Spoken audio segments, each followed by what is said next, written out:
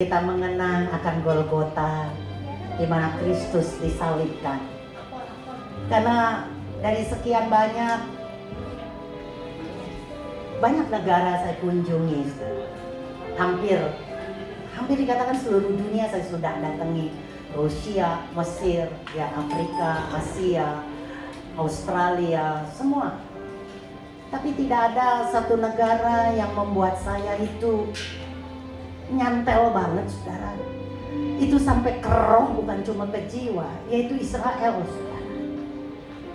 Karena di sana saya menemukan bukti-bukti bahwa Yesus itu hidup, pernah hidup, melakukan banyak perkara yang ajaib. Dan di sanalah saya bertumbuh dalam pengenalan saya akan Kristus secara pribadi, saudara. Karena dia menunjukkan wajahnya waktu saya ke Golgota. Saya melihat dia disalibkan dengan cucuran darah yang mengalir dari wajahnya yang tidak lagi bisa saya kenali. Dia tertunduk. Pada waktu itu dia melihat ke saya. Dan saya tahu banget arti mata yang memandang kepada saya, yang sampai hari ini saya tidak bisa lupakan. Kalau dia adalah Tuhan dan Bapa saya yang penuh cinta dan kasih.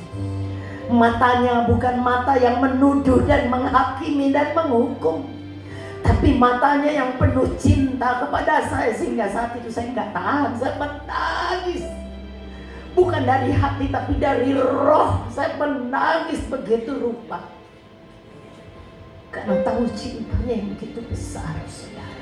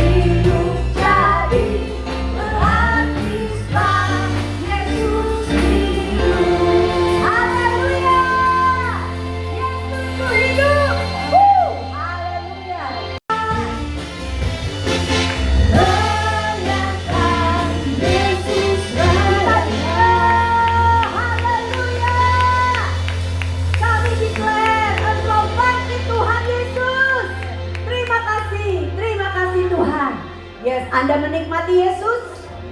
Amin. Amin. Silakan duduk Bapak Ibu. Mari kita mau sambut firman Tuhan pada pagi hari ini. Langsung saja. Puji Tuhan. Hari ini kita boleh bersuka cita karena kita merayakan kebangkitan Tuhan. Amin. Kita merayakan ya yang namanya Passover atau Pesach, atau kita mungkin lebih kenal Paskah. Ya, bangsa Israel merayakan itu sebagai lambang mereka dilepaskan dari perbudakan bangsa Mesir.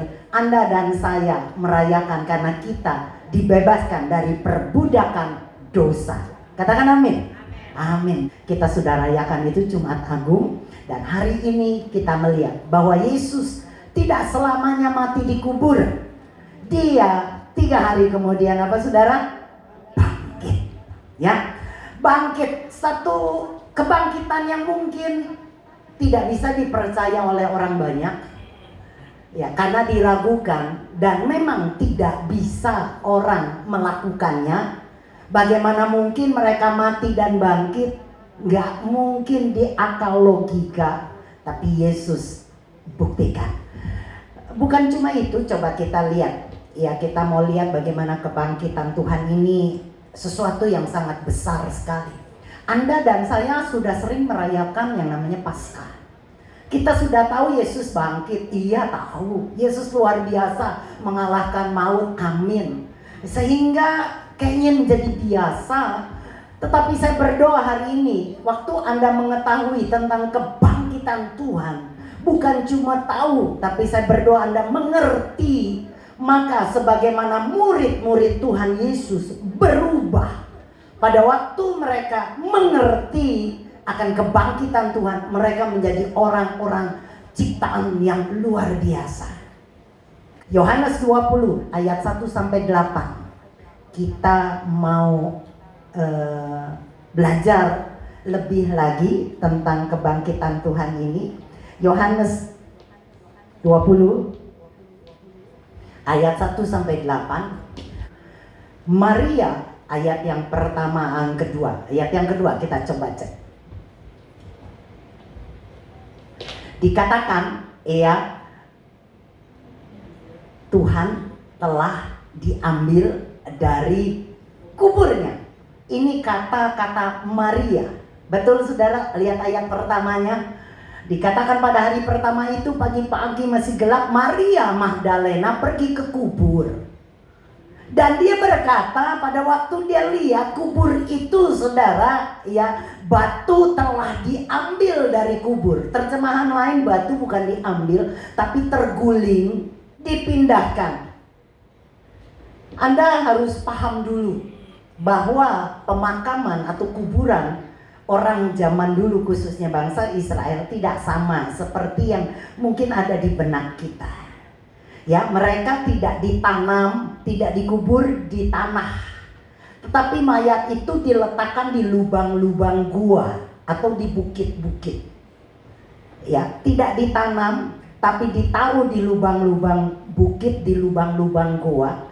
Nah, kemudian lubang gua atau bukit itu pintunya ditaruh atau disematkan itu batu, ditutup dengan batu, sehingga orang tidak bisa masuk ke kubur itu, di mana mayat itu ada dan diletakkan di kuburan yang namanya di gua-gua dan di bukit. Anda paham itu? Mungkin kalau Anda lihat ini, saya pernah ke Israel beberapa kali dan sempat membeli yang namanya miniatur garden tomb, di mana dipercaya di garden tomb itu Yesus dikuburkan. Nah, lihat ini ya. Ini miniaturnya kecil, tapi kalau kita lihat sana pasti lebih gede. Nah, menarik.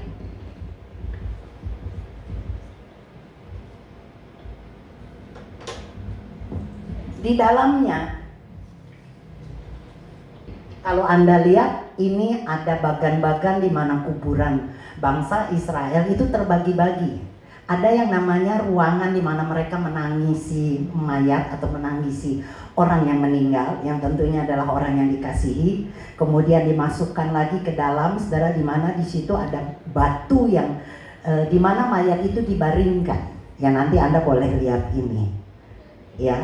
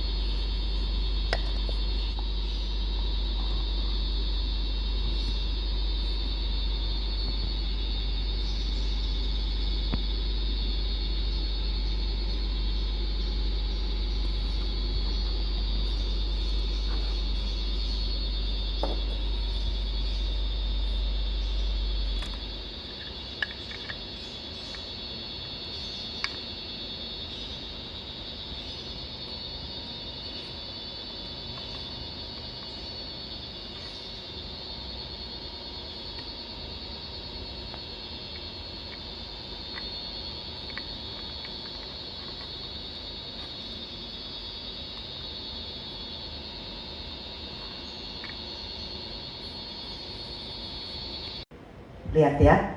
Nah, ini batu. Ini di goa dimasukkan dan kemudian ditaruh batu sehingga orang tidak masuk. Anda berkata mungkin, wah, batunya gampang digulingkan karena batunya ini miniatur kecil. Tapi yang asli itu kurang lebih bisa sampai 10 ton beratnya batu ini. Sehingga membutuhkan beberapa puluh orang untuk menggulingkan batu ini. Paham dulu saudara? Nah jadinya bagaimana mungkin saudara, pada waktu itu Maria pergi ke kubur itu dan dia melihat batunya ini sudah tergeser, sudah terguling, enggak menutupi di mana Yesus mayatnya dibaringkan. Maka Maria tentunya menjadi syok saudara, dan respon pertama dia lari. Dia mau ceritain kabar ini. Yang dia pikir saudara, mayat Tuhan Yesus dicuri. Jadi kebangkitan tidak ada di dalam benak murid-murid Tuhan Yesus pada awalnya. Walaupun kalau Anda pahami betapa sering Yesus mengatakan dia akan mati untuk menebus dosa dan nanti 3 hari kemudian dia bangkit. Yesus ngajar terus kepada muridnya, tapi muridnya tidak eling, tidak sadar, tidak paham, tidak ngerti, tidak ngeh. Bahkan menurut saya mereka tidak percaya itu. Bagaimana mungkin seseorang mati bisa bangkit? Gak mungkin. Jadi pada waktu Maria lihat kubur itu batunya terguling, di pikiran dia adalah Yesus mayatnya dicuri orang. Maka dia kemudian berlari kepada murid-murid yang lain dan dia cerita Yesus mayatnya dicuri orang. Lihat ayat 2-nya, dia katakan ya Tuhan telah diambil orang dari kuburnya dan kita nggak tahu di mana ia diletakkan. Murid-muridnya nggak ada yang membantah karena mereka juga percaya Yesus itu nggak bangkit. Pahami nih saudara, betapa kebangkitan itu merupakan sesuatu yang di luar nalar dan di luar logika mereka. Jadi pada waktu mereka mendengar mayat Yesus dicuri, mereka ikutan lari dan menuju ke kubur itu, mau melihat cerita Maria. Coba bayangkan kalau muridnya percaya, mereka pasti akan bilang responnya gimana? Ya Ilomar, gimana sih lu Maria? Lupa ya, Yesus kan udah ngomong 3 hari bangkit, tenang aja. Mereka nggak katakan itu karena mereka tidak. Jadi cepat sampai di kubur, tapi dia nggak masuk ke dalamnya. Dia melihat, menjenguk dari luar. Ada kain kafan yang terletak di tanah. Dia diam, dia lihat, dan dia nggak masuk. Cuma lihat saja kain kafan, kain pembungkus mayat itu sudah terletak di tanah. Nah Simon Petrus yang datang kemudian, dia langsung nyerobot masuk. Dan dia melihat pemandangan yang sama. Kain kafan yang sudah tergeletak di tanah.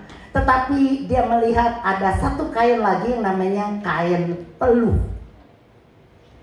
Ya, kain peluh.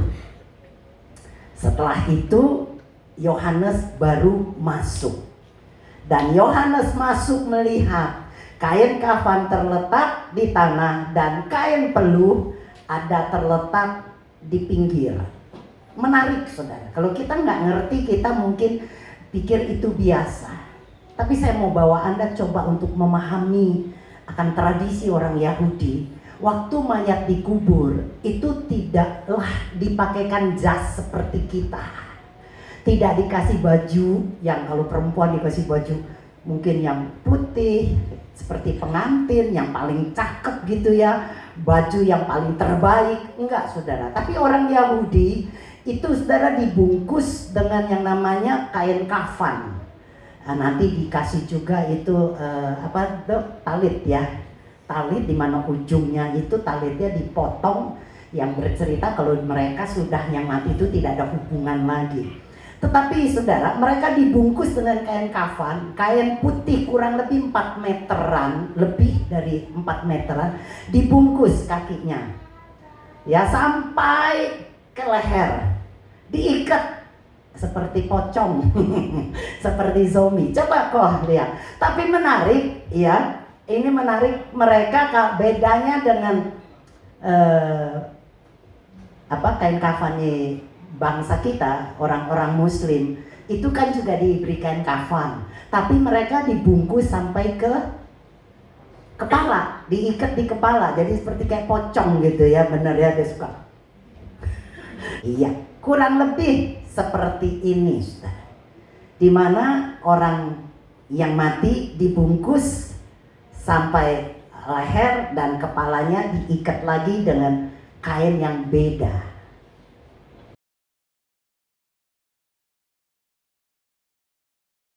Tangkap ini, saudara. Kenapa sih saya sedikit nerangin ini agak lama, supaya Anda bisa membayangkan pemandangan yang dilihat oleh Simon Petrus dan Yohanes saat itu. Kain kafan terletak di tanah, tapi kain muka terletak sedikit di pinggir. Dan menariknya, Alkitab menulis dengan jelas itu sudah rapi tergulung, sudah rapi dilipat, sudah rapi dilipat, diberesin. Nah, menariknya di ayat 8 kembali ke Yohanes, di mana Yohanes masuk, dia melihatnya dan percaya. Tadi saya sudah jelaskan murid-murid nggak percaya Yesus itu bangkit. Nggak ada dalam pikiran mereka, dalam percayanya mereka bahwa Yesus itu bangkit. Nggak ada. Nah sekarang Yohanes melihatnya dan percaya. Percaya apa? Percaya bahwa Yesus itu bangkit dari kematian. Yohanes ya 20 ayat 8 dari terjemahan lain. Ada nggak kok Ahal? Yohanes 20 ayat 8. Iya. Kemudian saya masuk. Saya itu siapa? Yohanes. Dan melihat semuanya itu. Saat itulah saya mulai percaya bahwa Yesus sudah hidup kembali dari kematian. Jadi waktu lihat mayatnya nggak ada, kainnya terletak di tanah, Yohanes mulai percaya bahwa Yesus itu bangkit dari kematian. Tapi melihatnya, melihat apa? Balik ke ayat terjemahan yang biasa, melihatnya dan percaya. Melihat apa yang membuat dia bisa percaya bahwa Yesus bangkit? Melihat apa saudara menurut Anda? Melihat kain kafan. Betul. Dia melihat kain kafan terletak. Karena tadi Maria berkata dicuri.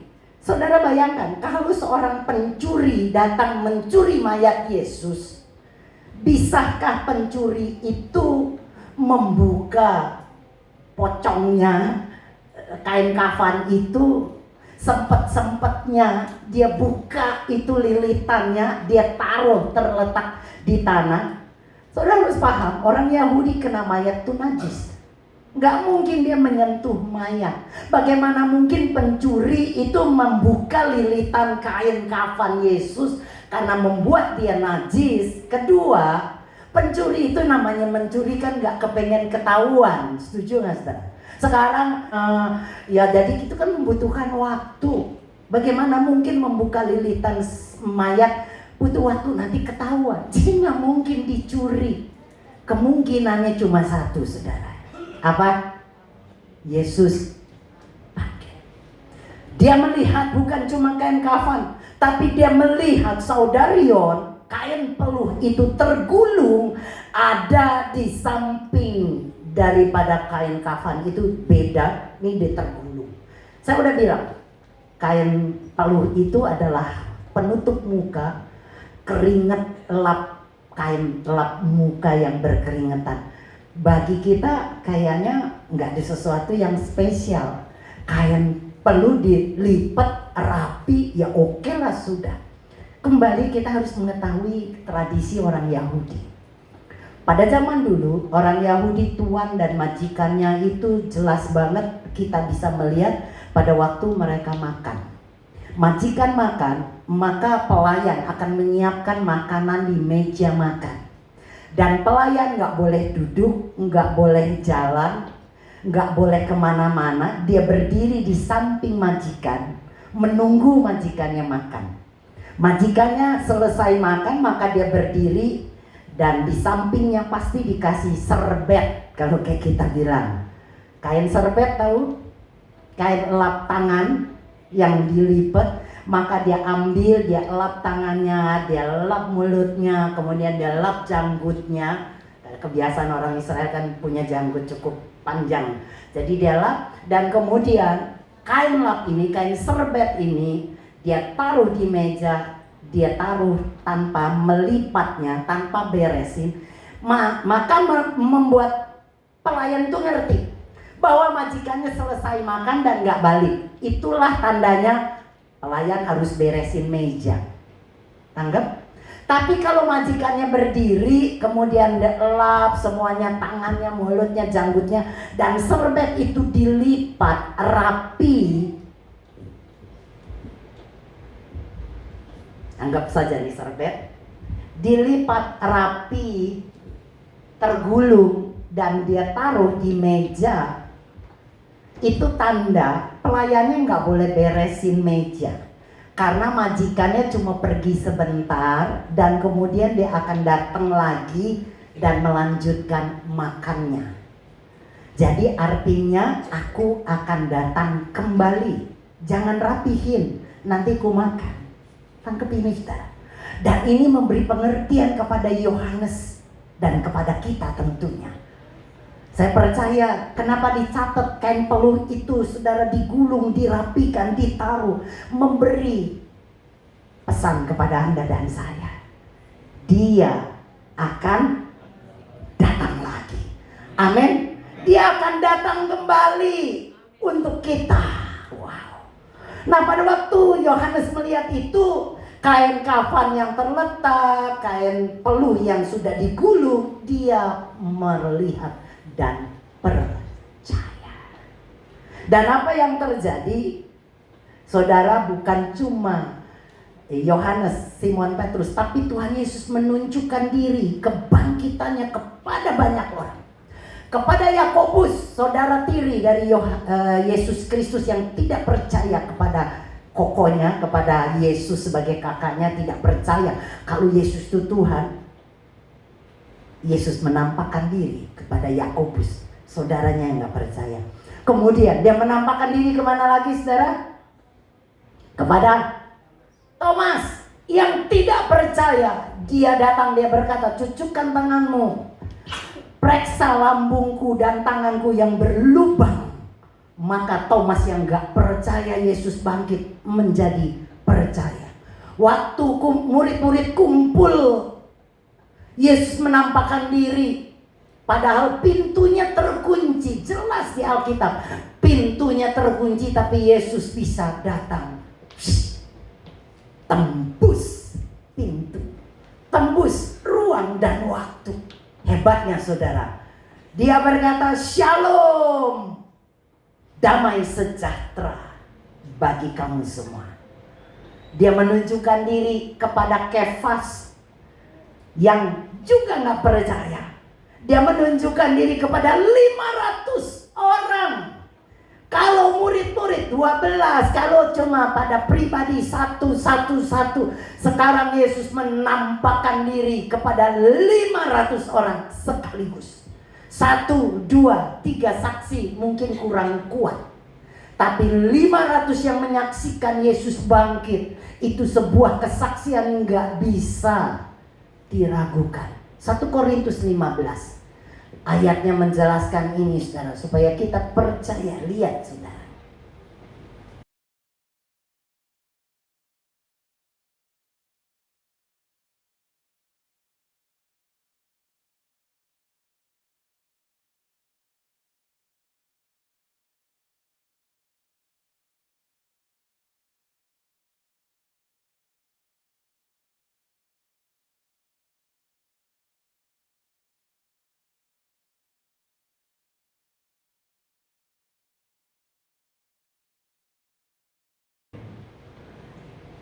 kita lihat sebuah video lama. Ini video yang diambil di tahun 2012 pada waktu tim kita ke Raja Bak ke Israel. Dari biar nggak gitu panjang. About 160 years ago, people noticed that this cliff here looks like a skull. Kurang lebih 160 tahun yang lalu orang-orang mengamati di tempat ini, dilihat hampir mukanya mirip seperti sebuah tengkorak. This is a photograph about 100 years old Ini of this foto. cliff taken from the walls. Kurang lebih berumur 100 tahun yang lalu diambil dari tembok sebelah kanan kita. And maybe you can see it looks like a skull. Dan Anda bisa lihat seperti tengkorak, ada dua matanya, ada dua hidungnya.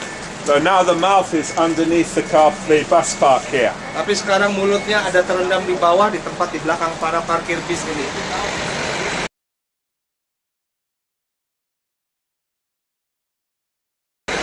So maybe this could be the place of the skull. Mungkin inilah tempatnya bukit tengkorak itu. It is outside the city walls. The walls, those walls are in the same place as in the first century. Lokasinya adalah di luar daripada tembok kota Yerusalem, sama seperti zaman dahulu.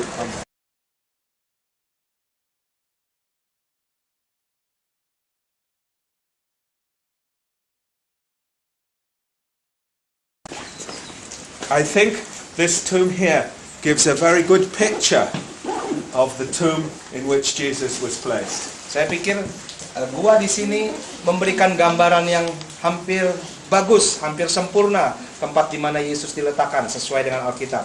And it may be the actual one in which he was laid. Dan itu bisa jadi adalah tempat yang benar-benar diletakkan Yesus di dalamnya. And in Galilee they shared fish beside the lake. Di Galilea mereka menangkap ikan di tepi danau. St. Paul says that more than 500 people saw Jesus alive after his death. Diperkirakan lebih dari 500 orang melihat Yesus hidup setelah dia mati. 500 witnesses is a lot of witnesses. 500 orang saksi adalah jumlah yang banyak. Amen. He was definitely alive. Dia pasti, dia benar-benar, dan dia adalah benar-benar hidup. Haleluya. Amen. Of the empty tomb with you for the rest of your lives. Saya percaya dia yang memanggil Anda semua ke tempat ini satu persatu, supaya Anda bisa melihat kubur yang kosong, dan itu menjadi kenangan buat Anda. Anda tahu bagaimana bentuknya kubur kosong daripada Tuhan Yesus itu. Amen. We are people of the resurrection. Kita adalah orang-orang yang dibangkitkan. Amen. Amen. Amen. Amen. And that picture tells the story completely of the resurrection. It's empty. Jesus is alive. Amen. He reigns. Hallelujah. Amen. Amen. Yes. Only about 8 of you will get into the tomb at a time. But please go and look. And then you're going up to the top of the garden where you can worship.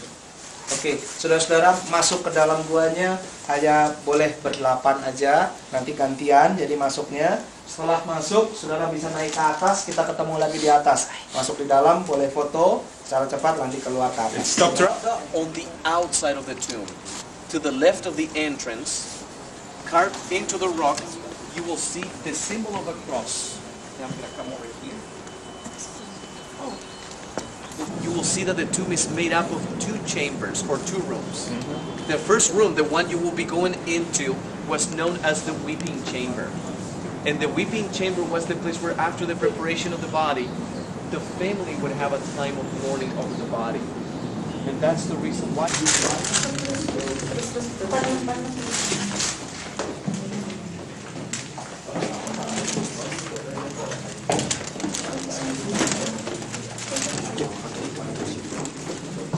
Nah, saudara lihat, Garden Tomb di mana kalau Anda pergi ke Israel menjadi bukti yang dipercaya di mana Yesus dikubur. Kenapa kalau kita membaca Alkitab, Yesus dimakamkan itu di sebuah taman. Ingat saudara? Makanya Maria waktu ketemu dia pikir itu penjaga taman, dia bertanya di mana mayat Tuhanku disembunyikan. Dia menemui seorang penjaga taman. Berarti saudara, di kuburan tempat Yesus itu pasti ada perkebunan. Dan memang di Garden Tomb ditemukan ada sebuah perkebunan anggur yang sangat besar di abad pertama pada waktu Yesus itu hidup. Jadi betul-betul mereka membuktikan kalau Garden Tomb itu menurut mereka adalah tempat di mana Yesus dikubur karena selain bukitnya yang seperti tengkorak saudara, dan di mana ada temukan perkebunan anggur, dan juga ditemukan belum terlalu lama, mungkin berapa puluh tahun lalu, ditemukan sebuah gua yang dipercaya itulah di mana Yesus dikuburkan. Memang ada beberapa tafsiran ya Do ya. Ada yang kuburan itu di gereja di mana waktu Yesus disalib itu dipercaya oleh orang-orang Katolik, di mana ada juga sebuah kuburan yang mereka katakan itulah kuburan Yesus ya. Kalau kita lihat di situ juga ada sebuah batu yang sangat besar, dan orang datang biasanya berdoa dan mencium batu itu, saudara memegang. Ya, sayang saya lupa kasih fotonya, nanti kapan-kapan saya juga sempat ke situ, dan di situ dipercaya. Tapi kebanyakan kalau aliran lain lebih percaya kepada Garden Tomb, tempat Yesus dikubur. Buat kita, by the way, mereka tour guide-nya, tour leader-nya juga bilang dimanapun Yesus dimakamkan tidak menjadi masalah. Enggak usah didebatkan, oh yang itu yang betul, oh yang ini yang benar. Kata ibu katanya di kuburannya di Garden Tomb. Tadi waktu kita pergi ke Israel, kita menjumpai ternyata Yesus dimakamkan di sebuah gereja Basilia orang Katolik. Buat kita tidak masalah saudara, tapi yang jelas esensinya bahwa Yesus sudah mati menebus dosa kita, dan tidak hanya mati terkubur selamanya, tapi dia bangkit. Amin. Dia bangkit, saudara. Kebangkitannya itulah yang akan mengubah murid-muridnya. Saudara bayangkan, pada waktu muridnya tahu, mengerti Yesus bangkit, maka mereka mengalami sebuah transformasi hidup yang luar biasa. Thomas yang tidak percaya, saudara, oh murid-murid yang penakut, yang meninggalkan Yesus di kayu salib pada waktu Yesus disiksa, tidak ada yang mau bertahan bersama Yesus kecuali cuma Maria, ibunya, dan Yohanes, murid yang dikasihinya, yang ada di kaki Tuhan Yesus. Sehingga Tuhan Yesus mempercayakan Maria, ibunya, kepada Yohanes untuk dirawat, dipelihara. Saudara, kemana murid-muridnya yang lain? Yang melihat mujizat, yang melihat bagaimana Yesus memberi makan 5.000 orang, bagaimana mereka melihat Yesus menyembuhkan orang yang buta, Yesus menyembuhkan orang yang timpang, Yesus menyembuhkan orang yang lumpuh. Mereka lihat itu, saudara. Jadi artinya saya menarik sebuah kesimpulan buat saya pribadi.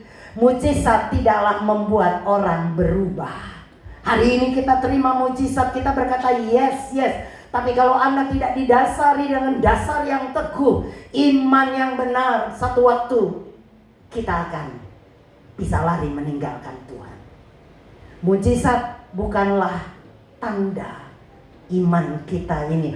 Yesus memberkati kita dengan mujizat kesembuhan, Yesus memberkati dengan mujizat yang besar, kita diberkati dengan keuangan, sehat dan sebagainya. Buat saya, saudara, itu bonus, saudara. Tetapi yang sangat penting yang kami inginkan, Anda punya dasar yang teguh, berdiri di atas batu karang yang kokoh, sehingga satu waktu angin ribut, pencobaan, masalah, sakit, penyakit, keuangan yang melanda Anda tidak akan goyah, karena Anda berdiri di atas dasar yang kokoh. Katakan amin. Mujizat bukanlah sesuatu yang spesial. Kenapa? Karena mujizat itu dunianya Tuhan. Kalau nggak ada mujizat, justru malah kita yang bingung. Betul nggak sih, saudara? Mujizat adalah sebetulnya sesuatu hal yang biasa, yang seharusnya Anda dan saya alami tiap hari. Karena itulah, saudara, yang namanya kerajaan Bapa yang penuh dengan mujizat. Maka Anda dan saya kalau mendapatkan mujizat itu biasa. Tapi waktu Anda tidak mendapatkan mujizat, itu yang luar biasa. Dan saudara, waktu murid-murid melihat mujizat Yesus melakukan, bukan kata orang, bukan kata pendeta, bukan cerita, melihat dengan mata mereka sendiri bagaimana Yesus berkeliling, berbuat baik, tidak mengubah mereka menjadi orang yang hebat. Mereka lari meninggalkan Yesus waktu Yesus disalib. Mereka tidak percaya kalau kubur kosong itu menandakan Yesus bangkit. Mereka masih tidak percaya karena mereka pikir mayat Yesus dicuri.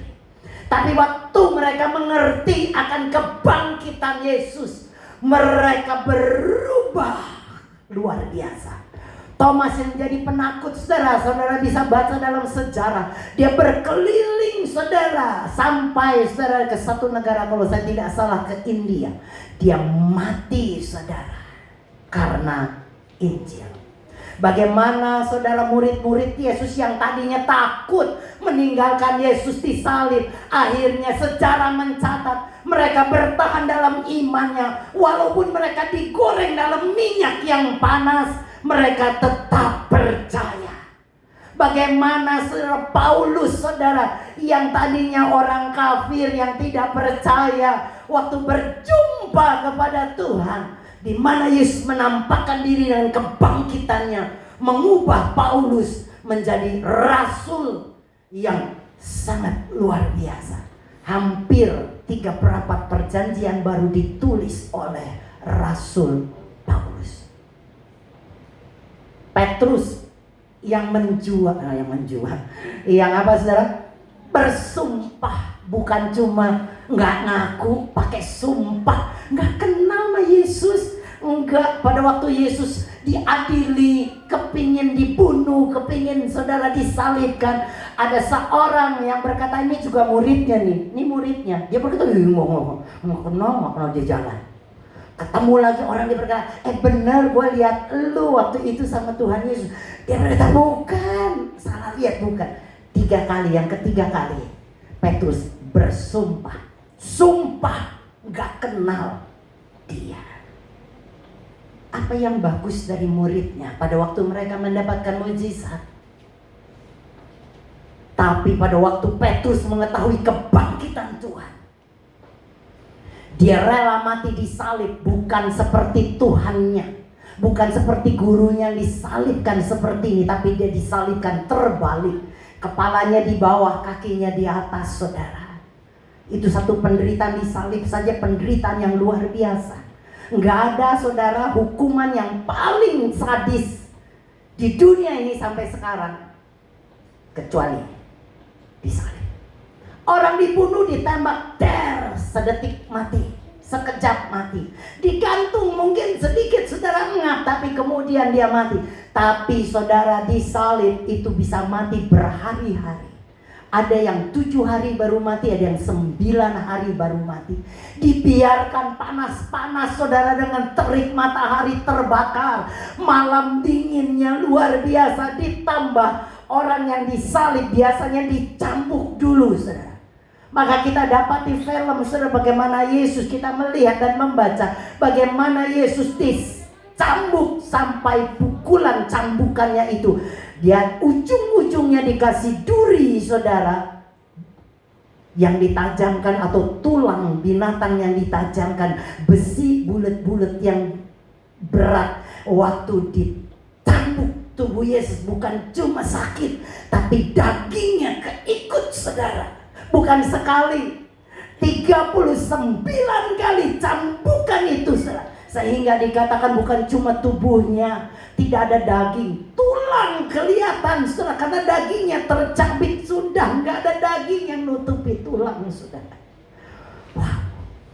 Anda kalau lihat Yesus cuma tulang, pernah lihat pemandangan seperti itu? Kita melihat orang sakit kurus, dia bilang kata kulit pembalut tulang, tapi dia masih ada kulit, masih ada daging. Tapi Yesus nggak ada. Cambukan itu juga tidak hanya ditujukan ke tubuhnya, tapi itu prajurit Roma sangat buas, saudara, sangat ganas dan kejam. Dicambuk sampai juga, saudara, kemana-mana, sampai ke muka. Sehingga Yesaya katakan mukanya tidak lagi seperti manusia, nggak dikenali lagi karena begitu lukanya yang begitu parah. Ditambah pada waktu dia mengangkat salib ke Golgota, ke bukit itu yang menanjak, Yesus jatuh berkali-kali, dan jatuhnya tidak hanya ke belakang tapi ke depan, di mana saudara batu-batuan menghantam mukanya begitu parah.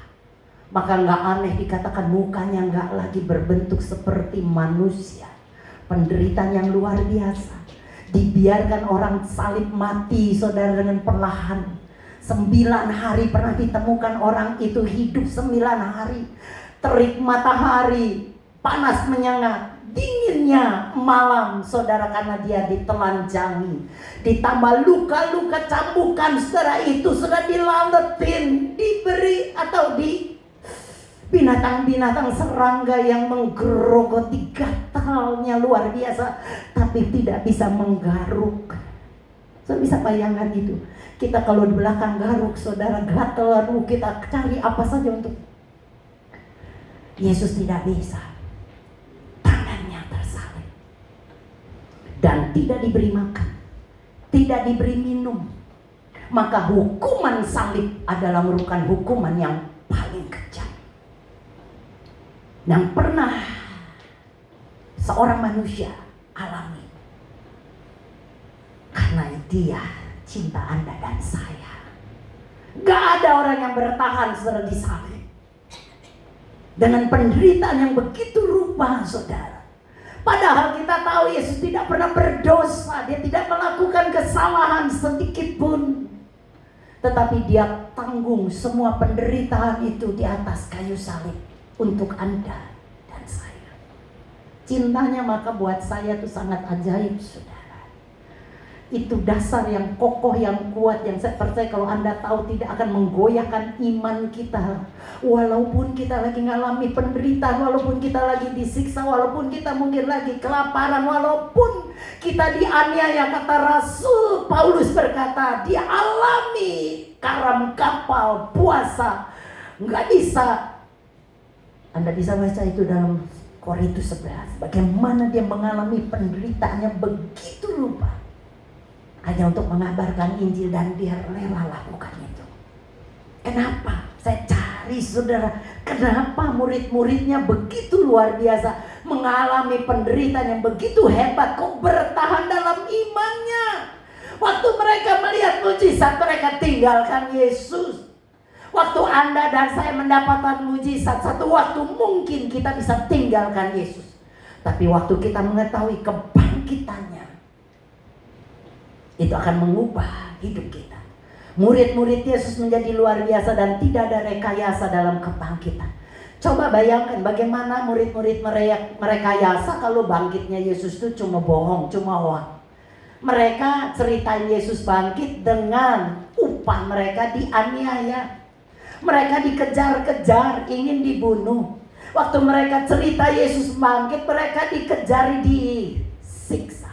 Jadi buat apa mereka cerita Yesus bangkit kalau Yesus tidak sungguh bangkit? Paham itu, saudara? Dan satu, ada banyak manfaat, faedah, gunanya Yesus bangkit. Apa artinya kebangkitan Yesus? Banyak, saudara. Tapi satu saja yang terpenting bagi saya. Coba kita lihat 1 Korintus 15 ayat 19 sampai yang ke-20. Saya bacakan, saudara, dari terjemahan bahasa Indonesia modern, ya, yang beda, terjemahan lain. Dikatakan gini, kalau pengharapan kita kepada Kristus terbatas pada hidup kita di dalam dunia ini saja.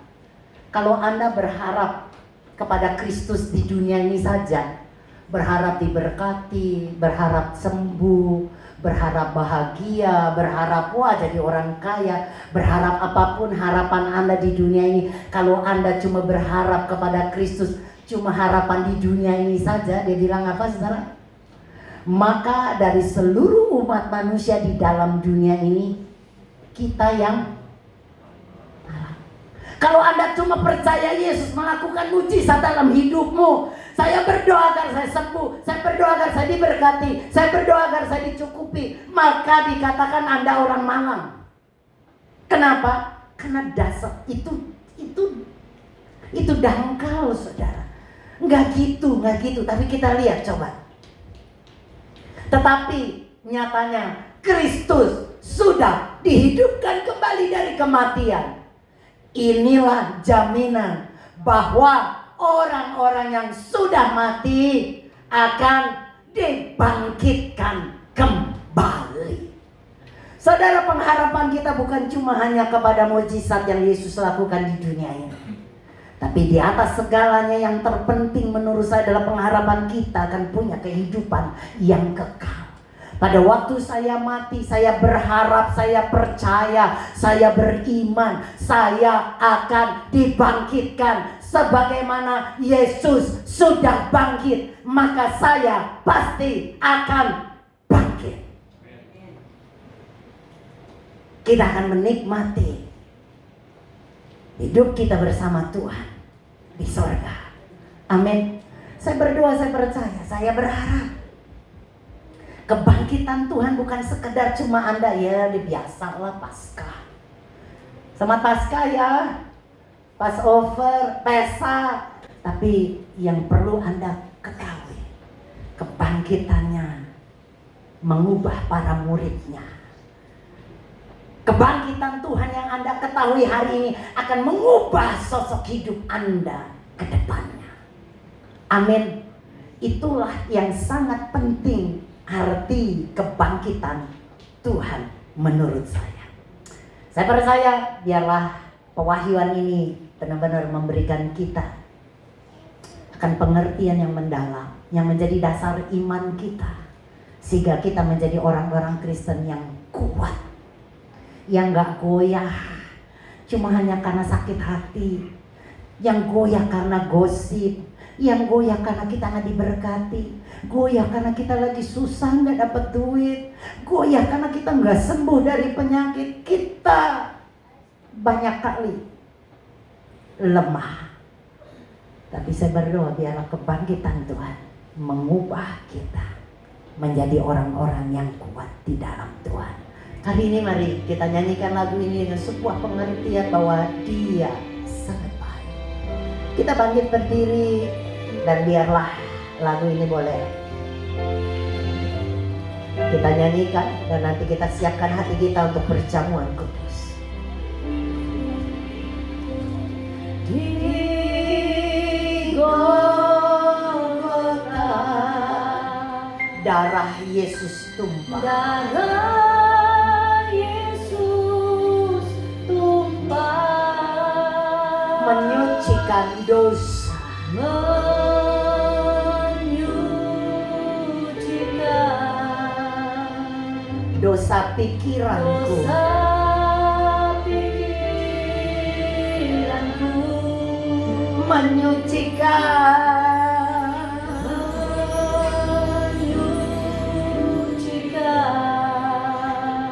dosa perbuatanku, dosa perbuatanku.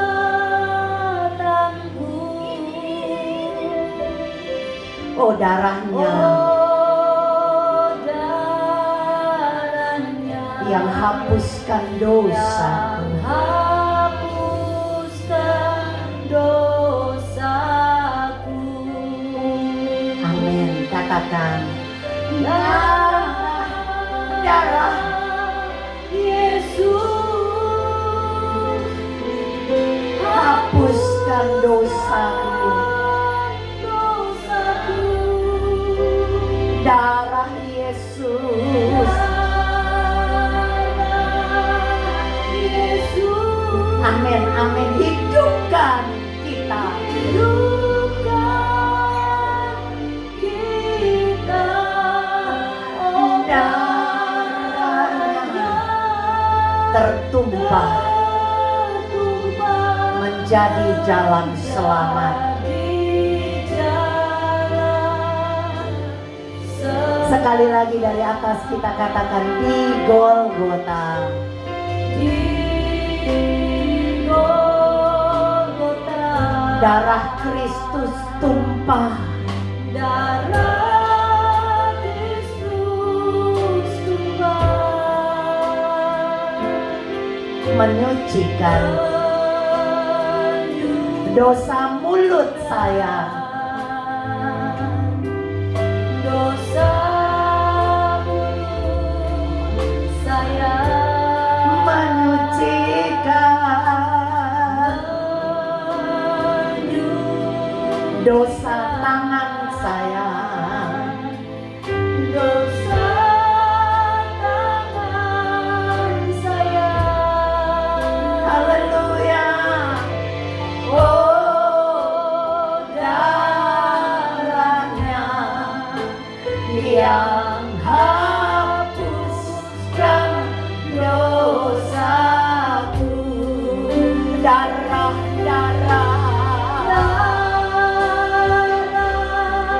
Yesus. Amin, amin, haleluya. Hapuskan dosaku. Oh, darah Yesus. Amin Tuhan. Haleluya. Sucikan Kita, oh darahnya bertukar menjadi darahnya. Oh, darahnya. Haleluya. Darah Yesus.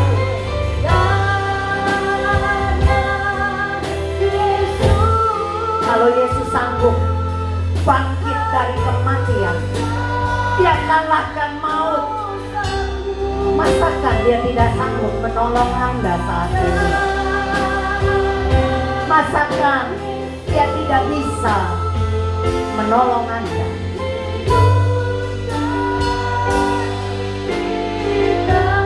Apa yang membuat Anda menjadi takut? Apa yang membuat Anda menjadi resah dan khawatir? Saya katakan, Dia sanggup tolong kita. Haleluya.